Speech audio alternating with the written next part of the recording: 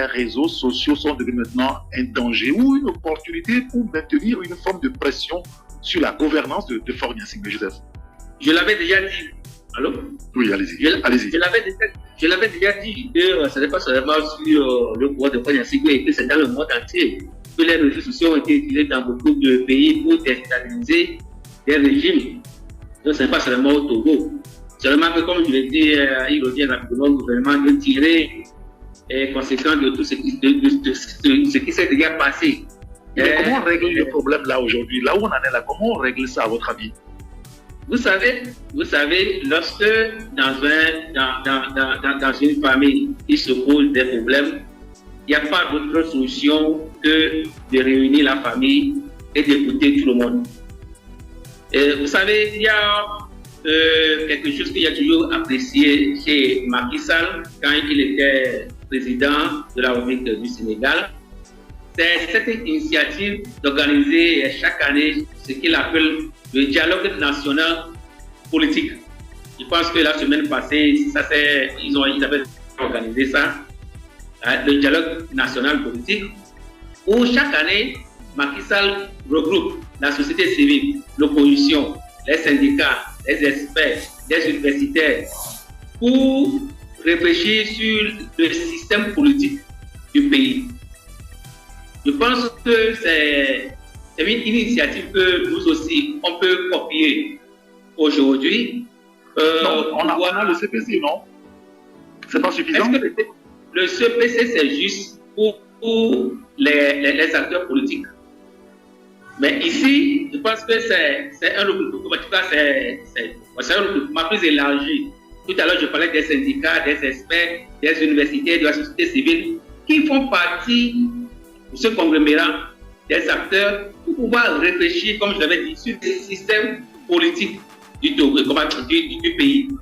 Donc, je pense que c'est important pour aujourd'hui, à travers ces manifestations à gauche, à droite, que le pouvoir songe déjà à réfléchir sur un tel dialogue national politique où, comme je l'avais dit, tous ces acteurs seront réunis pour réfléchir sur le social, tout ce qui se fait au Togo, ce que le gouvernement fait, le plan de ce qui a été déjà fait, ce qui serait fait et comment les syndicats, les experts, les universités pourront aussi apporter leur contribution.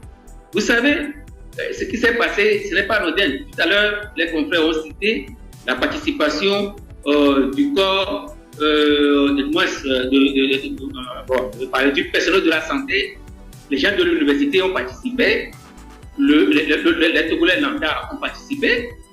Ça veut dire que, quelque part, ce qui est arrivé, ce n'est pas, comme quelqu'un l'a dit, ce n'est pas seulement des fous qui se sont levés. C'est des Togolais conscients de la situation qui se sont levés pour pouvoir manifester. Moi, je vous dis qu'on a eu à échanger avec des universitaires qui ne sont pas du tout aussi contents parce que par rapport à certaines sollicitations, ils sont capables aussi de participer, d'apporter leur pierre pour construire le pays. Mais malheureusement, ce sont des gens qu'on vient chercher qu'on va chercher de l'extérieur pour intervenir au Togo. Certains universités ne sont pas du tout contents par rapport à cette manière. C'est comme si eux, ils ne valaient rien au pays. Je ne sais pas si je me suis fait comprendre. Oui, bien sûr. Donc, voilà. Donc, ça veut dire qu'à chaque point, il y a toujours cet énervement, il y a toujours ce sentiment de révolte quelque part, que ce soit au niveau de la santé, que ce soit au niveau des universités, que ce soit au niveau des syndicats. Vous vous rappelez très bien que depuis un certain moment, les syndicats se sont tus. Ils ne parlent pas. Mais au fin fond, les gens remuent les couteaux. Vous voyez déjà. Donc, il est très important aujourd'hui, à travers ces manifestations, à ne pas négliger. Je dis bien à ne pas négliger, parce que si ce qui s'est passé, il n'y a pas eu un leader qui a canalisé les gens, et que d'une manière ou d'une autre, les gens se sont soulevés, ça c'est à nommer. Si jamais ça arrive à atteindre l'intérieur du pays, et qu'on n'arrive même pas à saisir, à pouvoir quand même maîtriser les gens, je pense que ça va déborder. Donc, le plus tôt serait le mieux. On est encore là. On peut, d'une manière ou d'une autre, organiser encore d'autres, en tout cas, créer d'autres initiatives, comme je l'avais dit, du dialogue national. Vous vous rappelez, moi, c'est la première fois. Regardez la sortie du procureur hier. Pour une première fois, les gens ont été pris dans la rue à manifester et après quelques jours ont été libérés. C'est qu'en Suisse. Ce n'est pas, en tout cas, ce n'est pas un modèle aussi ça. Je ne sais pas si je me suis fait comprendre. Ça veut dire que c'est un message, ça veut dire que le pouvoir a compris quelque chose. Déjà, le fait que l'ordre des médecins, l'ordre des pharmaciens commence déjà à s'organiser, au niveau de l'université, déjà commence à s'organiser, ça veut dire que si on ne fait pas vite, ça pourrait dégénérer dans un jour à venir. Donc, que le message est passé rapidement, qu'on a libéré les gens. Donc, on ne va pas quand même attendre qu'à chaque fois qu'il y a des manifestations, qu'on prenne les gens, qu'on arrête les gens, qu'on apprenne des gens, et que bon, lorsqu'il y a des recrutements, c'est pas, il y a des syndicalistes ou pas, quand les gens vont commencer par menacer, on répond. Je ne sais pas si je ne vais pas comprendre. Ce n'est pas une bonne chose quand même pour le pouvoir. Donc, moi, je pense que, comme le président Diakouté l'a dit, le dialogue national pour pouvoir réunir les gens autour du social, autour de l'économie, autour de la politique, pour réfléchir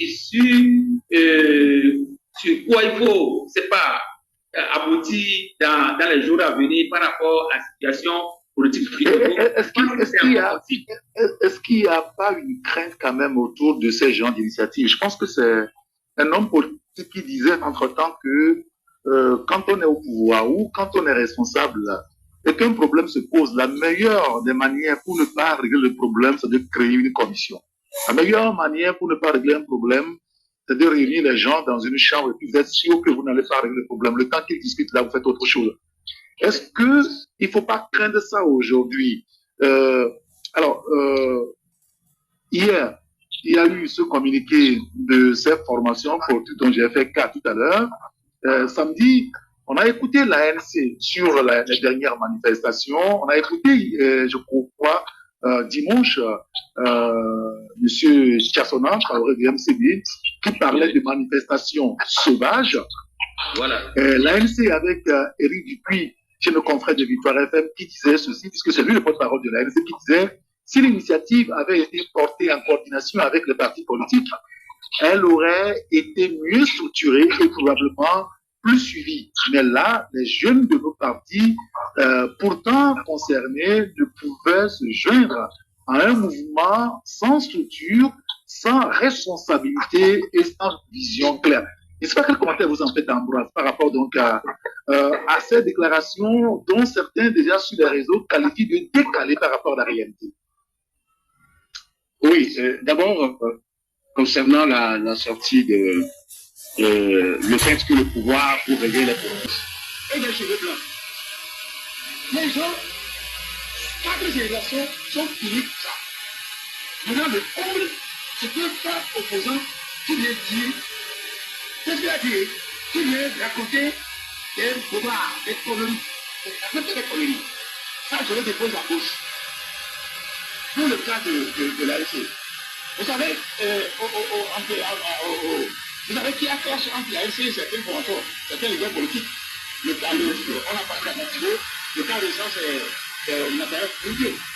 Les gens peuvent aller de bonne face de leur opinion sur ce qui en est, mais l'ANC et son leader n'ont pas bonne presse. Sur les réseaux sociaux, hein, je n'invente rien.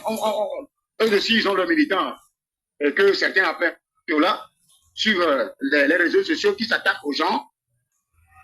Pas possible. Mais je n'ai pas la véracité de... Je n'ai pas su. J'ai suivi un extrait, mais l'émission dure pratiquement 2 heures. J'ai voulu moi-même réécouter. Mais si tel est le cas, donc ça voudra dire que il y a des opposants, ou il y a des partis qui pensent que sans eux, la lutte pour le changement et la tenance n'est pas possible au Togo. Ça, c'est encore une grande erreur. Eux aussi, ils font l'erreur.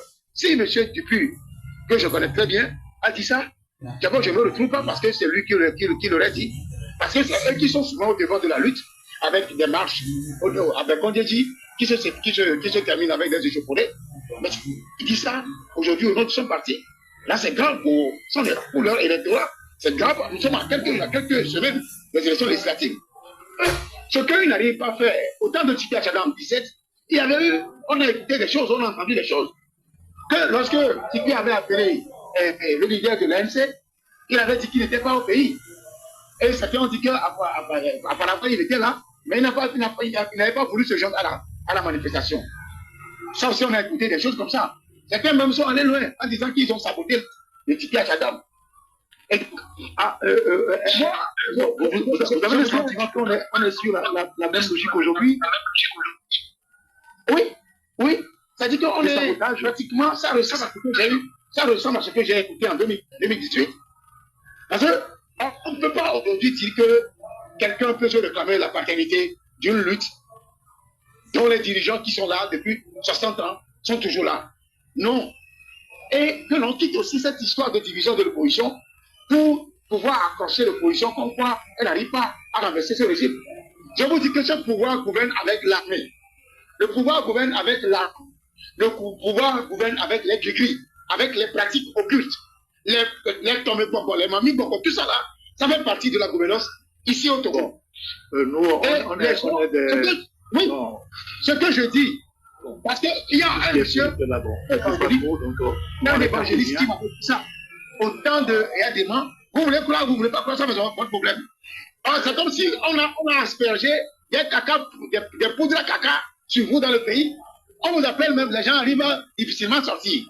Je vous le dis, le journal de Guardian avait publié un truc où un évangéliste avait dit qu'au temps d'Olympio, jusqu'à Yadéman, sa grand-mère était prêtresse vaudou. Elle transportait des bœufs sur des pirogues pour aller faire des sacrifices dans la haute mer, dans la mer. Et donc, c'est des pratiques qui ne sont pas finies. Il y a des pasteurs qui prient, on nous dit la présidence, il y a aussi des charlatans, il y a aussi des marabouts, tout ça là. Et actuellement, que le gouvernement n'est pas encore fait là.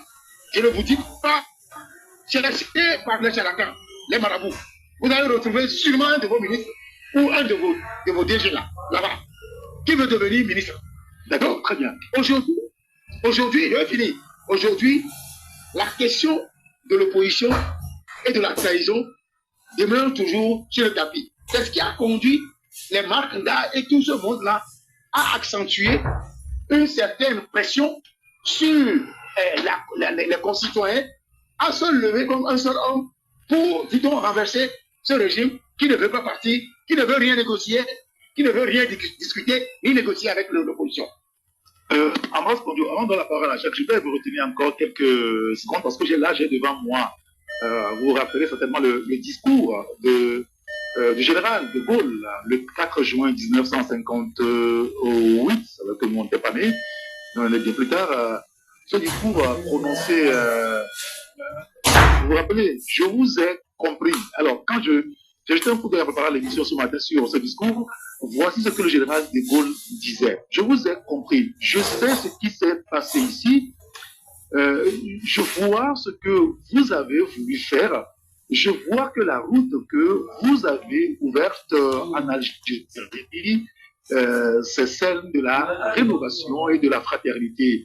Je dis de la rénovation à tous égards, mais très justement, vous avez voulu que celle-ci commence par le commencement, c'est-à-dire par nos institutions, et c'est pourquoi, mais voilà, et je dis la fraternité parce que vous ouvrez ce spectacle. Bien plus tard, il dit, eh bien, tout cela, je prends acte au nom de la France. Et là, ce qui est intéressant dans le discours, c'est ceci. Cela signifie qu'il faut ouvrir les voies qui, jusqu'à présent, étaient fermées devant beaucoup. Cela signifie qu'il faut donner les moyens de vivre à ceux qui ne les avaient pas. Cela signifie qu'il faut reconnaître la dignité de ceux à qui on les a contestés. Cela veut dire qu'il faut assurer une patrie à ceux qui pouvaient douter d'en avoir une. Est-ce que vous avez envie d'écouter M. Faure Gnassingbé dans tout ce qu'on est en train de voir depuis quelques jours là? Ambroise Pondio. Aujourd'hui, avec vous, oui, je suis avec vous. Je crois que c'est le minimum que les Togolais demandent. Quand on a un dirigeant qui est en vie, on n'a pas appris qu'il est décédé ou il est mort, mais qui est devenu amorphe, qui est devenu autiste, qui est devenu un sourd-muet. Je crois fondamentalement que peut-être, il est dépassé par les événements, il est dépassé par le surpoids de la gouvernance du Togo, un petit pays de 8 millions, 9 millions d'habitants. Et s'il est fatigué, il n'a qu'à partir. Il y a d'autres Togolais qui peuvent diriger le Togo. Maintenant, au-delà, mais quand il décide d'assumer la gouvernance avec 4 mandats, il est en train de commencer, il a bouclé 1 an de son 5e mandat. Je crois qu'il a intérêt à revenir chaque fois communiquer avec le peuple. Actuellement, avec leur 5e République, ils ont un président qui n'a même pas de bureau. Ils ont un président du Conseil, le chef, le premier des ministres, et il y a les présidents du Sénat, tout ça là. On n'a jamais vu Faure Gnassingbé avec le président de la République ou chef de l'État à la télé depuis le mois depuis mai, nous sommes en juin, et on a comme l'impression que le Togo est une chasse gardée. C'est un gibier que le clan Gnassingbé et alentour ont trouvé, et ils ont même enlevé les cornes, ils ont déposé à la maison, et aucune personne ne peut entrer la maison dans laquelle se trouve ce gibier-là. Et donc, toute une armée entoure la maison là. Personne ne peut venir, alors que la population qui est aux alentours de la maison a faim. La population veut manger, veut boire de l'eau. Il y a de l'eau, il y a le gibier dans cette maison. C'est la caricature, le portrait que je fais du Togo, de ses habitants et de ses dirigeants. Donc, Faure Gnassingbé a volontairement disparu parce qu'il n'arrive pas à gouverner. C'est la vérité. Il n'arrive pas à gouverner le pays. Et donc, ces ministres aussi n'arrivent même pas à gouverner. Regardez la route de CB qu'on a construite ici. Regardez la route de CB. Regardez, depuis 60 ans, 20 ans qu'il est là, il n'y a pas d'autoroute, il n'y a pas de chemin de fer, de Lomé à Saint-Cassé, il n'y a pas un hôpital de référence, il n'y a même pas d'échangeur, il n'y a rien. Il n'y a aucun élément de développement que je peux choisir maintenant pour dire que Faure Gnassingbé a fait ceci, il a fait cela. Donc il fuit les problèmes, il nous laisse les problèmes et il fuit. Et nous, on est dans la misère dans ces problèmes-là. On végète dans cette misère-là actuellement. Et il n'y a personne pour nous sauver. Il n'y a personne. Nous sommes dans un bateau ivre qui se dirige droit vers l'iceberg. Ah non. Ah non. Oui. Jacques Dapouty, par rapport à la situation aujourd'hui, tout à l'heure, il me semble que j'ai écouté votre prêche sur le dialogue. Je ne sais pas si on en est encore à ce niveau, puisque les jeunes qu'on a vus l'autre fois dans les différents quartiers à Lomé, il se dit que ce sont des jeunes, il n'y a pas de leader, mais un groupe de manifestants qui n'a pas de leader ne se comporte pas comme ça. On a le sentiment qu'il y a des leaders qui sont invisibles. Hein, mais là n'est pas véritablement le problème. Comment est-ce qu'il faut s'en sortir véritablement aujourd'hui, Jacques Dapouty? Vous savez, Eric, on peut s'en sortir parce que nous sommes des Togolais, on se connaît. On se connaît. Et puis, il ne faut pas oublier également qu'il y a les services de renseignement dans ce pays. Les services de renseignement savent réellement. Parlant des services de renseignement, je vous coupe, excusez-moi, pour aller vite, puisqu'on a pris à peine 5 minutes encore à passer, mais parlant des forces de l'ordre et de sécurité, et on dit souvent que eh bien, c'est le pouvoir qui guide la forme de violence sur le terrain en matière de manifestation. Et les jeunes, selon ce qu'on écoute et ce qu'on a vu, nos reporters ont vu et ont rapporté, c'est-à-dire qu'il y a eu des cas de lacrymogène, on a arrêté, on a bastonné des gens. Plus d'une centaine ont été gardés à différents lieux. Dont 56 ont été libérés donc, hier selon la communication du procureur de la République. Est-ce que cette forme de communication, c'est-à-dire les arrestations, les bastonnades et tout ça, est-ce que ça, c'est pas un mauvais écho aujourd'hui? Non, ça ne règle pas le problème, Eric. Ça va plutôt accentuer le problème. Vous savez, on ne fuit pas, on ne déplace pas les problèmes, mais on les affronte et on les règle.